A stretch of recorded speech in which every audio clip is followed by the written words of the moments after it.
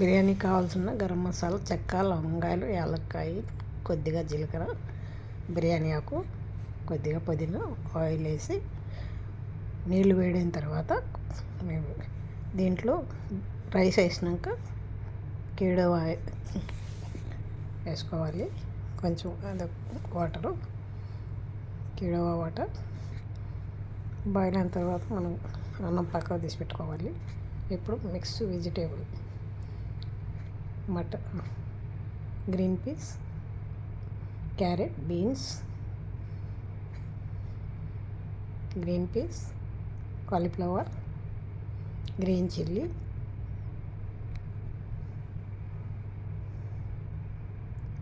Mushroom, 2 tablespoons yogurt,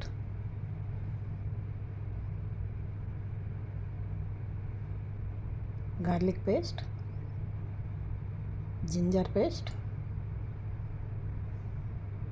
పుదీనా.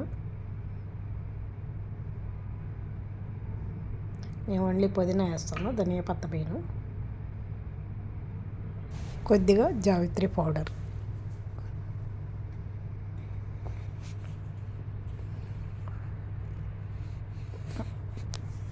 Fried onion, టేస్ట్కి తగిన salt, Shan biryani masala,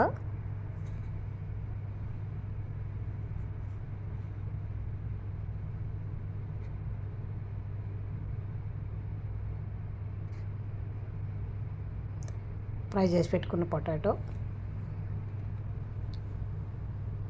onion fry చేసుకున్న ఆయిల్. ఈ ఆయిల్ వేసుకుంటే టేస్ట్ బాగుంటుంది. ఆనియన్ ఫ్రై చేసిన ఆయిల్ వేస్తే చాలా బాగుంటుంది. ఇప్పుడు మిక్స్ చేసుకోవాలి అన్ని వెజిటేబుల్. కొద్దిగా మిక్స్ చేసుకొని 5 నిమిషాలు పక్కన పెట్టుకోవాలి. దీంట్లో ఇప్పుడు అమూల్ ఆయిల్ వేసుకొని, అమూల్ గీ వేసుకొని, దాంట్లో ఇప్పుడు మనం మ్యారినేట్ చేసి పెట్టుకున్నాం వెజిటేబుల్ వేసుకోవాలి. వెజిటేబుల్ వేసుకొని ఎక్కువ ఉడకనివ్వకూడదు. ఒక 2-3 నిమిషాలు ఫ్రై చేసుకోవాలి అంతే. ఎక్కువ ఉడికితే సాఫ్ట్ అయిపోతుంది. 2-3 నిమిషాలు ఫ్రై అయినంచి మనం బాయిల్ చేసి పెట్టుకున్న రైస్ వేసుకోవాలి. ఇలా అంటే కొంచెం బాయిల్ అనిచ్చి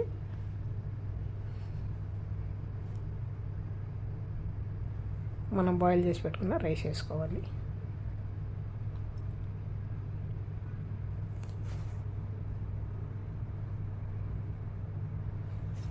ఇలా చేసుకుంటే వెజిటేబుల్ బిర్యానీ చాలా టేస్ట్ బాగుంటుంది. ఒకసారి ట్రై చేసి చూడండి, చాలా బాగుంటుంది. ఇప్పుడు పుదీనా, నేను ధనియా పత్తా వేయను, నాకు బాగుండదు. ఐ డోంట్ లైక్ ధనియా పత్తా. ఫ్రై చేసి పెట్టుకున్న ఆనియన్, కొద్దిగా రైస్ వాటర్, ఫుడ్ కలర్ కొద్దిగా, అమూల్ గీ వేసుకొని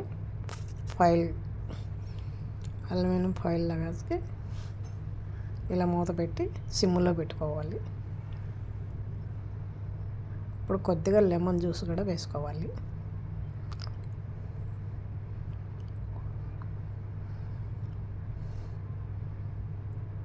ఇలా ఒక 20 నిమిషాలు కుక్ అయితే చాలు. ఎక్కువ కుక్ అయితే అన్నం సాఫ్ట్గా అయిపోతుంది, నరం అయిపోతుంది. ఒక 1/2 గంట కూడా అవసరం లేదు, 10-20 నిమిషాలు కుక్ అయిపోతుంది. ఇలా చూడండి, ఎలా పొడి పొడిగా ఉంది అన్నం, చాలా టేస్ట్ బాగుంటుంది.